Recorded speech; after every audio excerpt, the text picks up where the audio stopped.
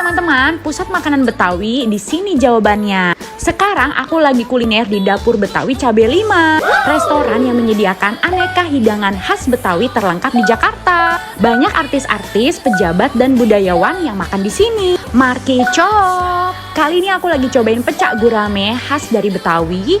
Ukuran yang besar dan rasanya yang pedas dijamin bikin kalian ketagihan. Cuma di sini gabus pucungnya itu juara banget karena selain size-nya yang besar, rasa asam dari kuahnya itu seger banget. Mereka juga baru aja launching pindang asam kaki sapi. Tekstur yang empuk dan kuah rempahnya sangat terasa. Jangan lupa cobain rujak buahnya ya. Karena buah yang digunain itu seger-seger banget, fresh tiap hari.